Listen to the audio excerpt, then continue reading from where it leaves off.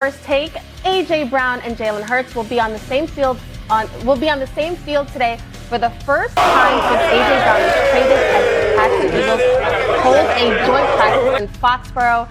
Brown joins the Patriots following a 4-year stint that included 3 second-team All-Pros for the wideout. Now, before being traded to the Patriots in June, Jalen Hurts and AJ Brown were a force to be reckoned with in Philly. But in 4 years as teammates, Jalen Hurts and AJ Brown connected for 318 times for 4,700 yards and 29 touchdowns, leading the Eagles to a Super Bowl 59 win over the Chiefs. They did a lot of things together, guys. That's the point of that intro. But now they are not together. I'm curious for you, Kevin. Yes. How good does Jalen Hurts have to be to get the Bears back? Spectacular! Better than he was last year, and he has the capability. He needs to play great. That's any Super Bowl quarterback, whether it's Sam Darnold or Patrick Mahomes, needs to play great. I think he can. This new offense, I was there in practice 2 weeks ago. It is what a quarterback should want. Middle of the field type of stuff. Playing tricks with the linebacker's eyes. It's going to be easy answers. Mekhi Lemon in motion. You're going to have layups in this offense. I think that's what's really cool. And Jalen Hurts has got that capability. I think that he's become criminally underrated because we over-discuss him every single day on every single show. And I just feel like he's got this capability with the downfield passing, using his legs more. He did not use his legs efficiently last year. Part of that was on the offense. Part of that was also on the offensive line, which had Saquon Barkley getting hit behind the line of scrimmage more than he ever has in Philadelphia. So I think it's going to be a bounce back year. I think they win this division. That's the one thing I've changed my mind on the last couple of weeks. They win this division because I love this new offense in general. Oh, okay. Look, I think he needs to be good. He doesn't have to be great, but I think he has to be better than he was, obviously, in 2025, where his QBR dropped to top 20. In 2024, he was top 10. I think that's where he needs to be, right on the fringe of top 10 in meaningful quarterback metrics. But obviously, I think in order for them to get to the Super Bowl, a lot of the things have to go right like they did in 2024, namely the health of the offensive line, has to first and foremost be what it was then. You can't have Cam Jurgens playing at maybe 50%. You cannot have Lane Johnson missing more than 3/4 of the season. You just can't have that. You have to have your offensive line. It has to be healthy. The running game has to be a big part of this. And quite honestly, the health of the wide receiver group has to be a big part of this too. Devontae Smith has to be big for them this year. Everyone in Philadelphia believes he can be wide receiver 1. Everyone has had tremendous respect for him since he came into that building. He proved it when he was at Bama. He's proved it when they've asked him to do it when he's been in Philadelphia. He just needs to stay on the football field, stay healthy. Mekhi Lemon has to get healthy. He has to get time on task with Jalen Hurts so he can develop that trust. Octavian Wicks seems like he's already showing what he can do when he has ample opportunity. Eli Stowers from Vanderbilt has to show what he can do. The defense, Vic's going to take care of the defense. I'll tell you this: if Hurts can be top 10 in QBR, they'll be in the NFC title game.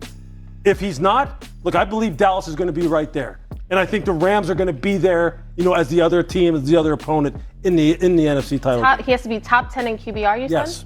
I think he needs to be there. He's a very hard guy to evaluate because, let's face it, in the 2 Super Bowls, he won the MVP in one, and he could have won the MVP in the other. Mm-hmm. He had the fumble, and then they gave him the free field goal on the hold, which drove me crazy, which Kansas City won the game. So and then the other thing is, he orchestrated when they were 10-1, they collapsed.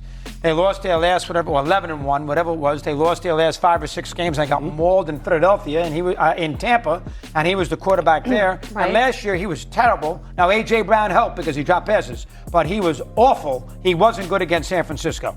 He got beat at home against the Niners, and he was not good. He was bad at the end on the 4th down sequence where he forced the ball in the middle of the field.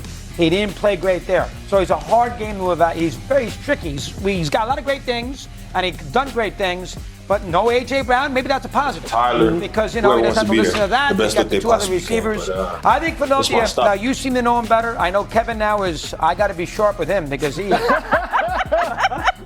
on it, man. He does his work. Otherwise, he wouldn't be, but you're here. He's really got to... I'm not sure about Sinner and Alcaraz at the U.S. Open, but he knows football. So I have to be careful there. I think the Eagles could go either. They could go one way or the other. They could be really good, a la what you say, or they could, stumble a little bit, a little trouble finding their identity. Barkley, 2 years older. Yeah. They could go there, too. I'm not exactly sure where to go with the Eagles. So, Kevin, I want to ask you, because we've talked ad nauseum about Jalen Hurts and the criticisms of him. He's on his 5th different offensive coordinator in 6 seasons under Sirianni.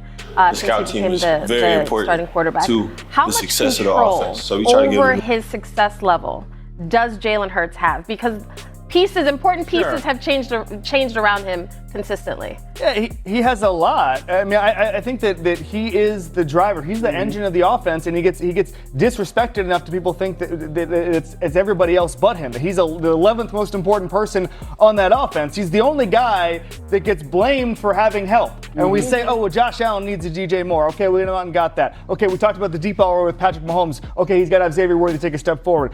Joe Burrow, T. Higgins, Jamar Chase. He has help. They have help. When Jalen Hurts gets help, we go, oh, whoa, no, that's too much help. We blame him for having help in a way I find disrespectful. So the answer is yes, he will have a lot of impact on himself and that offense. We credit Howie Roseman for being a great team. Exactly right. It's always somebody else doing Quick that. final word, Lewis, go. No, look, I think betting against Jalen Hurts throughout his career will have cost you a lot of money if you decided to do that. Bingo. I think last year, look, when you look at his efficiency when he was under center, I think he had 5 touchdowns, 0 interceptions. He didn't have a lot of attempts under center. That's not his fault.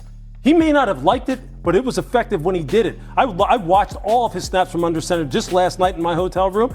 He can play in this type of offense. He looks very good doing it. This is an offense, the way in which they want it to evolve, that should do nothing but benefit him. He should have a top 10 quarterback type of season. I would not bet against him. No question about that. Really didn't. All right, we're going to leave it there. Yeah, Up having next, Sidney back Jordan Love it's awesome for him. has received a lot of praise for his skill set. But you know who showed some spirit, some fire? Lou Riddick on social media. Because we saw Lou had a lot to say on social media, a lot of stuff that caught our eye. Lewis, please tell us what you wrote. Please read it. Yeah, this. I just saw a lot of stuff, Kimberly, about people saying, you know what, these joint practices should be abolished because, you know what, they're really pointless. You see all this fighting and stuff, the risk of injury. People talk about all the time about, hey, we should abolish preseason games. They're pointless. They're meaningless. Fans don't like to see them. Players don't like to play in them. It's just vanilla football. Doesn't mean anything. Then, mini camps, OTAs, the offseason has been cut down dramatically from the 90s, early 2000s when we used to have a lot of off-season practices. You can't hit anybody the way you used to anymore. I understand. The league has really got to put an emphasis on player health and safety, which I understand. I'm just sitting there going, well, damn, what can we do in the game of football now? What do people want? What exactly is it that you do want? Because we complain about everything. We cut down so many things in the game of football to where now it's just like, people expect that this game can be played at the level that it's played at. If players just show up on Sunday, that's it. That's not how it goes. That's not how it works. That's not how football is played. That's not how teams are built. And I just think we need to kind of pump the brakes on all this. We need to stop that. We need to cut out this. We need to take care of that. Because you know what? If you start doing that stuff too much, the game is going to suffer eventually. It's going to not look the same as what you're accustomed to and what has drawn in the kind of fan base it has worldwide. I just kind of it just overwhelmed me at one point when I was sitting there on social media. I'm sitting there going, what the hell don't we complain about when it comes to this sport at this point? Because there isn't very much. What do you think? I'm with you, Lewis. And I was lucky enough, I covered the Dolphins when I was in college. And I was lucky enough to cover two-a-days before the 2011